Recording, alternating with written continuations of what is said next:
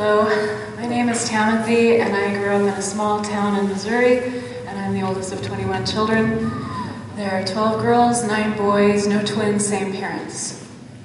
And this week, I have my birthday. Yes, I'm the oldest, and I was born the first month of the year, which is nice. My parents get to start with me and try to remember everybody's birthdays after that. Barry Lopez, an author, a nature writer, was born on my birthday, and Barry Lopez said, "Everything is held together with stories. That is what is holding us together, stories and compassion." So I read that on my birthday, and this week I also listened to NPR, which meant at some point I listened to The Nature of Time, stories about the nature of time, and how it doesn't exist,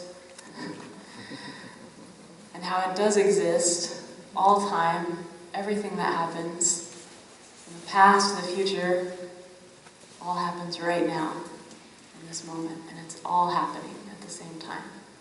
So I was thinking about that, and about Barry Lopez, and about stories, and about the stories that I tell, and I was thinking about how I felt in Japan. There's so many people in Japan, so many stories, standing on a train, just surrounded by thousands of lives on one train. And how I could sit in my apartment at night on my balcony and look out of my window on my huge apartment full of hundreds of people and look at a wall of windows in front of me, all lit up. And it was like watching hundreds of little televisions, only of real people's lives, seeing into their living room. They were mostly eating rice and watching television. But it was like watching all of these stories happening all at once, simultaneously. When I walk into a bookstore, like Powell's bookstore in Portland, and feel like, what is the point of writing or telling stories? But I also think all of these stories exist all at once. I can't read all of them, just like I can't know all of your lives. But just like all of those books on those shelves, they exist. I read them, and I put it back, and it still exists, it's still there. Just like all of the stories in our lives.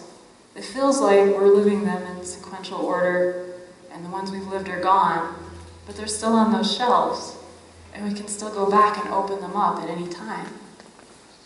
So when I was growing up in Missouri, and we went to my grandparents' house every Sunday, out in the country, outside a very small town, less than 600 people, and my grandparents lived at the top of a hill, and my family had lived there for generations.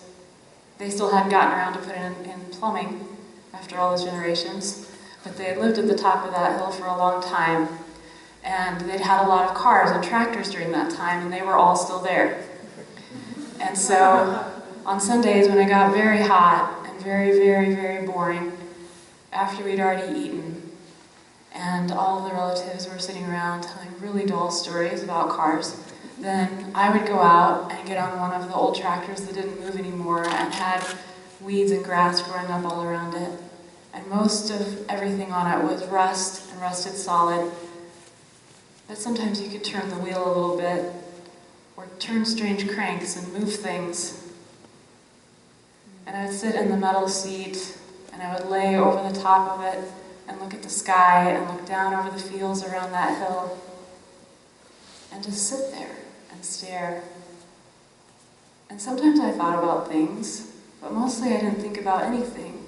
And it feels like I did that 100 times, but I can remember specific times, sitting on the tractor, looking at the sky, looking out over the fields, thinking about school, thinking about stories.